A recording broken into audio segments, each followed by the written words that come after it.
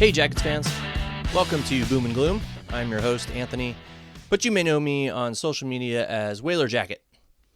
I call myself Ohio's longest suffering hockey fan, and I'm usually here to talk about the boom, which is the good, and the gloom, which is the bad, of Columbus Blue Jackets hockey. But today, my CBJ hockey talk is going to be limited. In fact, I wasn't even going to do an episode this week, but there will be no episode next week due to my family being in town. My brother from New Hampshire is coming to visit, and I, of course, want to spend as much time with him as possible. I don't get to see him very often, so I was not going to subject him to a Blue Jackets podcast. And then the following week after that, that's going to be like my season in review episode. And I hope to have some guests on to discuss the 2023-2024 season, our thoughts and what we'll expect to happen this summer. But today's episode will not be very CBJ-centric. Yes, so this Blue Jackets podcast, it's obviously about the Blue Jackets, but sometimes other news in the hockey world kind of spills into this world, and it's just something I really wanted to talk about today. So a big part of this episode is I wanted to share my thoughts on the Arizona Coyotes situation. Last week was an interesting week, to say the least. In a span of 3 days, the hockey world got 3 different pieces of news from three different directions regarding the future of the Coyotes. I'm not sure, which day this started, and in all honesty, I'm just too lazy to go back and find out because it's fairly irrelevant to our story.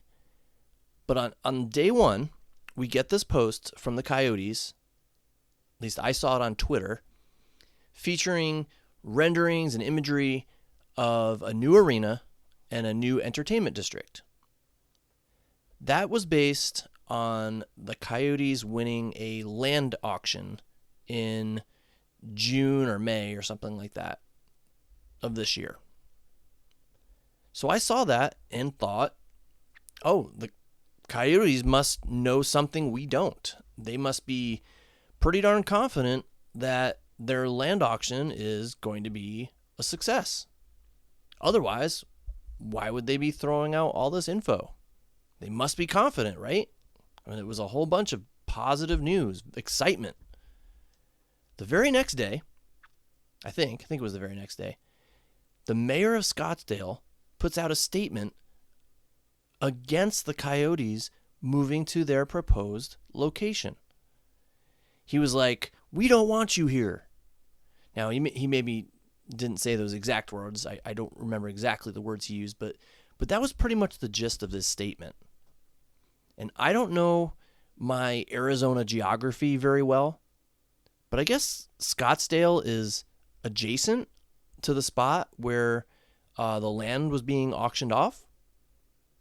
So there were people on Twitter that I saw saying, in response to the mayor's statement, they would say, too bad he's in Scottsdale and the arena is going to be built in Phoenix. He has no say in this. He's in Scottsdale, not Phoenix. So that was a mixed bag right there.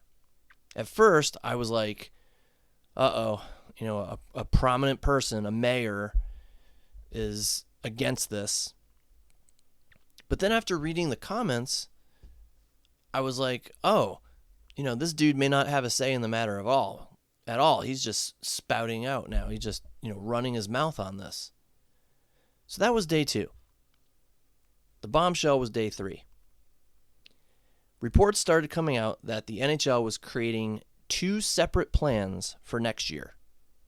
One for if the land auction was a success, the other if it failed. If it failed, the contingency plan, apparently, was to move the team to Salt Lake City, Utah. That's what the initial reports I read were indicating. But then, some other reputable sources started saying things that were opposite of that were different than what was being reported. The way they said it, the way they reported it, was that it was darn near set in stone that the team is moving to Salt Lake City next year.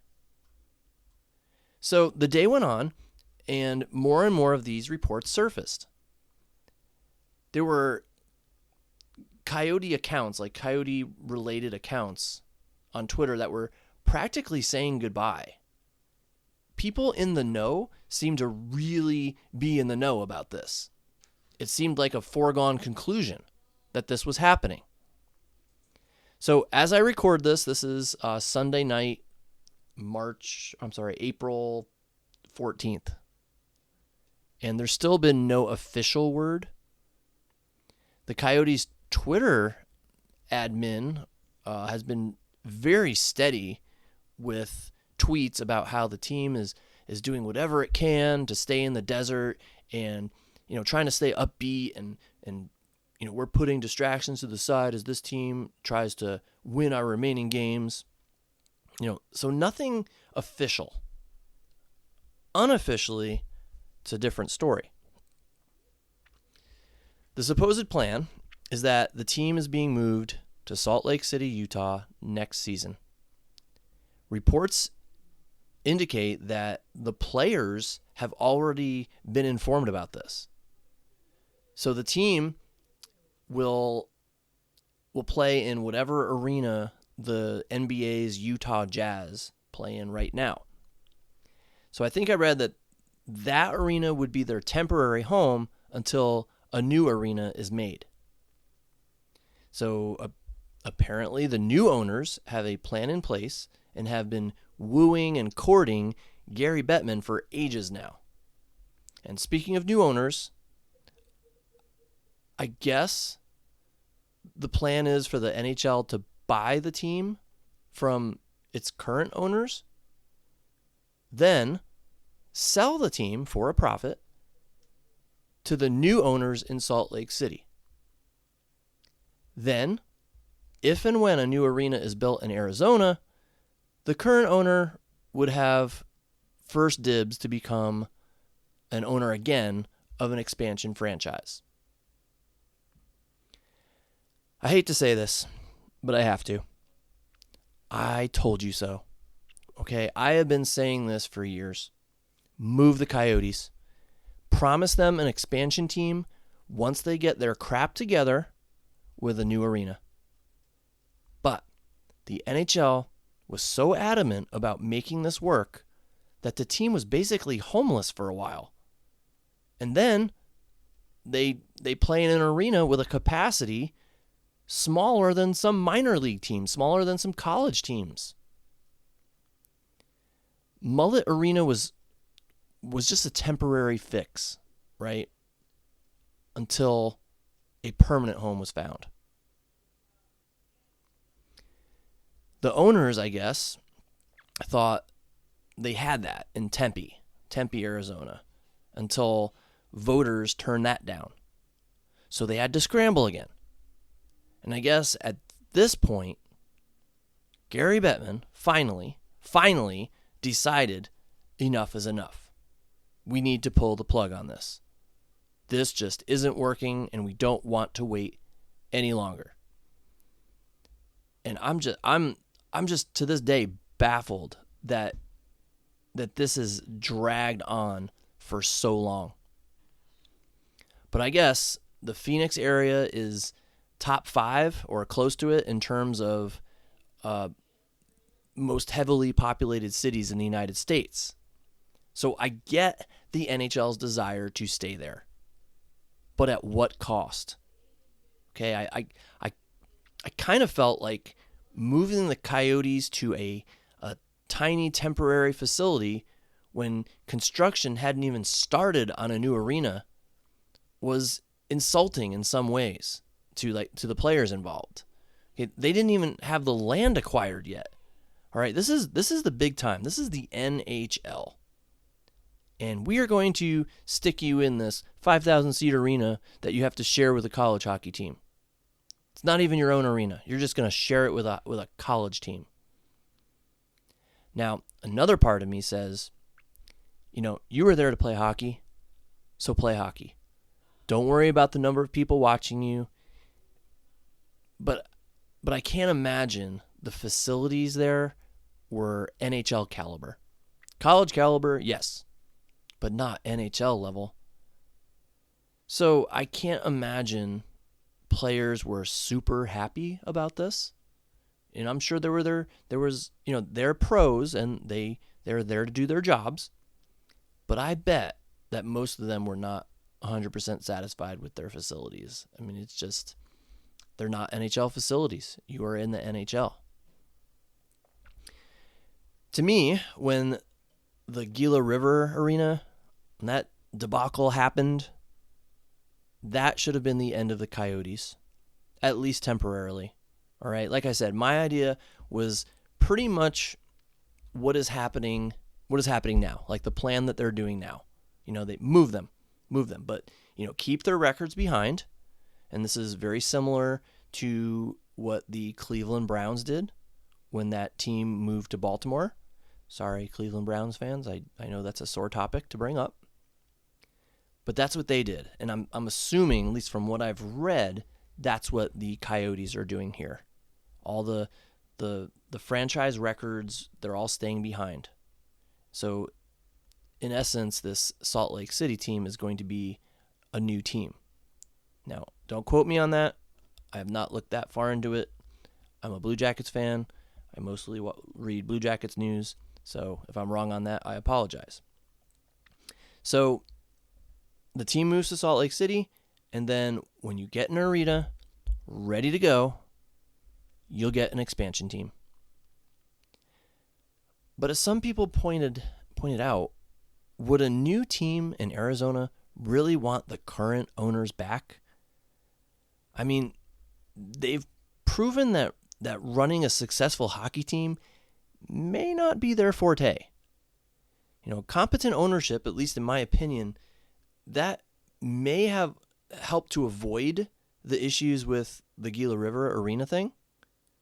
Of course, that was a debacle too because of where it was situated. I mean, fans would complain that it was a drive for them, like a far drive, a long drive with Phoenix traffic that it actually dissuaded them from attending games. I think dissuaded is a word. Opposite of persuaded, right? Persuaded to do something bad? I can't remember.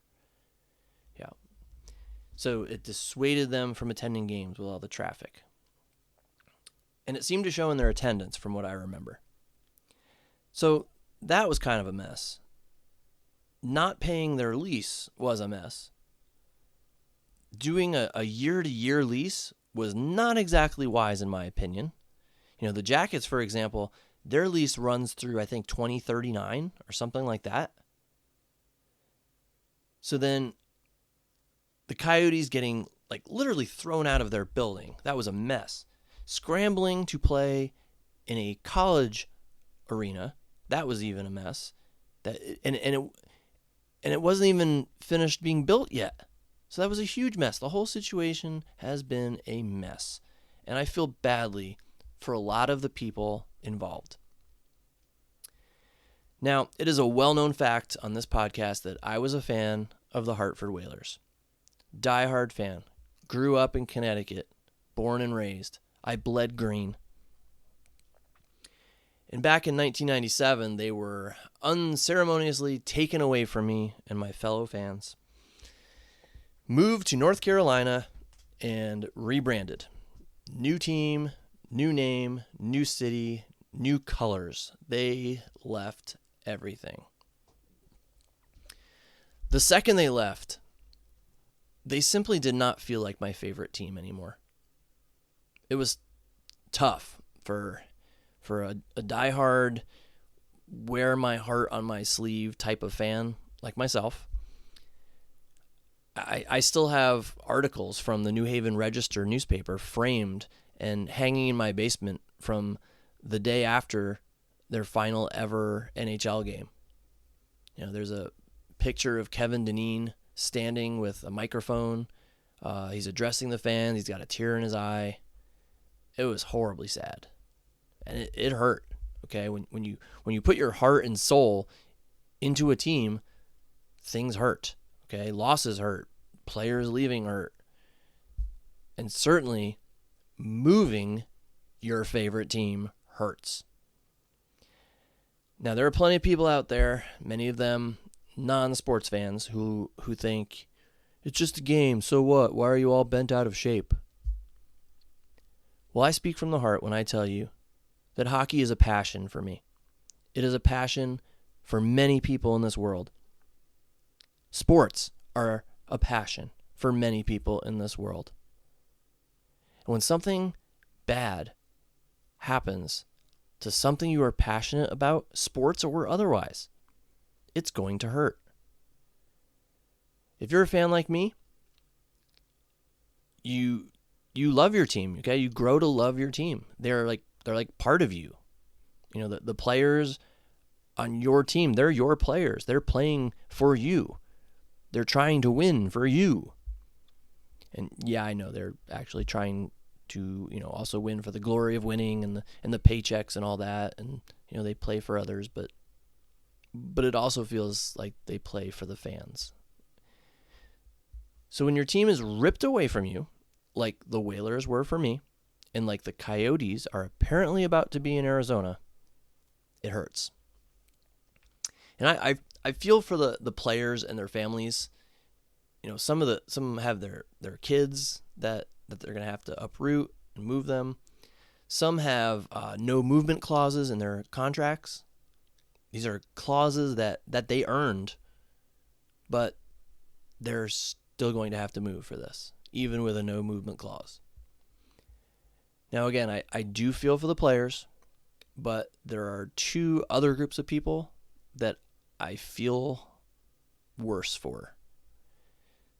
So when a player enters the NHL and joins a team, surely they must know from the start that the chances of them actually finishing their career in the city in which they start are slim to none.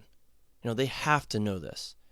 Trades, free agents, players move. It's very rare to see a player spend their entire career with the same team. So leaving Arizona for another city is surely something most players figured would happen at some point in their careers, but not like this. Okay, this was probably just a huge surprise to most of them. But the other two groups who I feel worse for, one, employees of the arena. So concession workers, ushers, parking attendants, team store staff, the list goes on. And these people, I felt this way for the Gila River Arena people as well. So they find themselves suddenly out of a job. And they don't have the $1 million guaranteed contracts of the players. Players will move and continue to get paid, but these people will need to find new jobs. The other group I feel terrible for is the fans. Because again, I've been there. I know what it feels like. I know the hurt. I know the pain. But out of all the fans, the ones I feel most sorry for are the kids. The players are heroes to them. All right, the team means so much to those young, impressionable hockey fans. And they're about to lose their team. From what I read, youth hockey in Arizona is thriving because of the Coyotes. In fact, the Coyotes are highly involved in a lot of the youth programs out there. So what happens to them? Hopefully, someone, maybe a company or corporation, a sponsor, someone else takes them on, steps in and takes them on. Maybe even have the Utah, whatever they're going to be called. Maybe that owner, the new owner, maybe makes a nice donation to the Phoenix area youth hockey organizations. That would be a nice gesture, wouldn't it? I mean, seriously, Would Austin Matthews even be in the NHL? Even be playing hockey maybe if he didn't get his start in Arizona youth hockey? If there was not a professional hockey team in Arizona? I'm not sure. Probably not. Arizona State University. It's been an up-and-coming college program. That doesn't happen without the existence of the Phoenix and now Arizona Coyotes. The only silver lining to all this is that it seems they will be getting a team back. So this is merely a bump in the road, I guess. I don't know what you would want to call it. Some fans who lost their team, like the Hartford Whalers, they don't have that luxury of knowing that their team is going to come back someday. The NHL has made it very clear it wants a team in Arizona. So when they say that you guys are going to get an expansion team, you just have to wait a few years, get your arena stuff in order, then you'll get it. I would tend to believe them in that situation. So a lot of moving parts. I just wish Gary Bettman and the rest of the NHL saw this writing on the wall a lot sooner. This should have happened earlier, and now it's just a mess. And I just feel terrible for the fans. The question is, was this situation handled in the best way possible? And I don't think there's a single person who would answer yes to that question. Now, I won't tell you I know what the exact best way to handle it was. All I can tell you is that this was not it.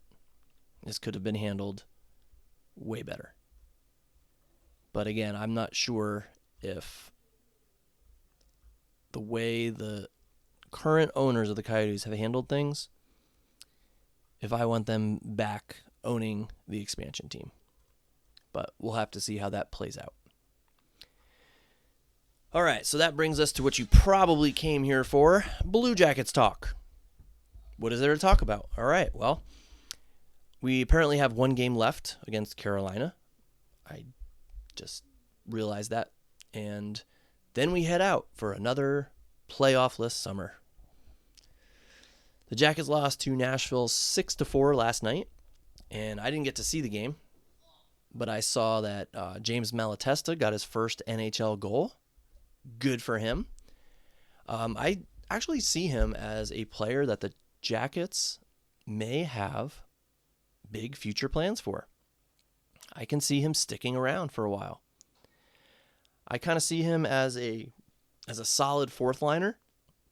And speaking of which, someone posted on Twitter that the line that he played on might have been the shortest combined line in NHL history in that game. Because we had James Malatesta, 5'9", Justin Danforth, 5'8", and Trey Fix-Wolanski at 5'7". So their combined heights, that's a pretty short line. And good on Fix, by the way. He had 2 goals against the Preds. So I imagine that felt very vindicating for him. He hasn't been on the score sheet during his recent call-ups. Possibly an assist, I can't remember. So I'm glad he potted a couple in that game. I've said it before, but I don't see him as a vital piece to this organization's future, okay, to the Jackets' future plans. But he is good for call-up once in a while, and he certainly can score in the AHL and help the Cleveland Monsters. Also of note, Justin Danforth had 3 assists. I want to say that's his highest point total in a game this season, so good on him if I'm right on that. I've always loved Danforth. I even considered him my favorite player for a time. I love his drive. I love his effort. He's always working hard, always giving his best. But he's also someone I don't necessarily see the new GM considering to be a vital piece to the puzzle. So I would not be surprised if he were move this summer. In other episodes, I talked about how a lot of the jackets are smaller in size, with Brindley and Dumais on the way. So I thought possibly a new GM would be interested in moving some of those smaller forwards out. And one of those that I thought might be a good target to move out is Justin Danforth. So I would not be surprised if he was moved this summer, but I also wouldn't be surprised if he was kept around. So it would be the last year of his contract, and maybe even moved at the deadline for another piece next year, depending on where the Jackets stand at the deadline. Last thing I wanted to talk about is Gavin Brindley. He was a sophomore this year at Michigan, and apparently the Blue Jackets have told him that they feel he is ready to take his game to the pro level. My issue with this is I don't exactly trust that the Jackets know what they're talking about. I would love to see Brindley join the organization, probably in Cleveland next year. But I am also not a pro scout. I don't know what is best for him. And I'm definitely not sure I would trust if the Jackets think he is ready. I don't know if I trust if they know what's best for this kid. Exhibit A, David Juracek. So I guess if it were up to me, I guess I would tell Gavin, I guess I would say play one more year at college. Let's see what the new GM does with this team. Then, next year, if you like the direction the team is going, you can come over after your junior season is finished. If not, you can stay one more year at college, play your senior year. Now, granted, I know what could happen in college, all right? You're always just one injury away from losing out on a professional contract. So I can understand the rush to turn pro. So I wonder what Brindley is thinking in this situation. Does he think, I don't want to go pro next year with an organization that doesn't have a GM yet, and they could possibly be having their fourth head coach in 3 years, an organization that has sucked for 2 years or more? Or does he think, this is my opportunity? If I do this now, I can start making that bank and start honing my skills at the professional level right away. Which gives me the best chance to be playing in the NHL sooner rather than later. So I'm not sure what he's thinking, but if the Jackets think he's ready to turn pro, something inside me is saying maybe he really isn't. Doesn't it suck when you just can't trust your favorite team's management to make the right decisions? It sucks. And the Blue Jackets have certainly earned that reputation, at least in my eyes. That'll be it for this week, everyone. I'm going to sign off on episode 18. Thanks so much for listening. Remember, you can connect with me on Twitter at WhalerJacket. No episode next weekend, but the weekend after that, which is April 27th or 28th, I plan on doing a season in review episode. I would love to have a few other fans join me to recap the crap. That might be the title of the episode. Join me to recap the crap that was the 23-24 Blue Jackets season. Just share some thoughts and opinions. So if you're interested, please reach out to me and let me know. We would probably knock it out on Sunday the 28th if you are available that day. Or if you have any questions or comments, I am open to those as well. I'm going to sign off for now. See everybody next time. Go Jackets.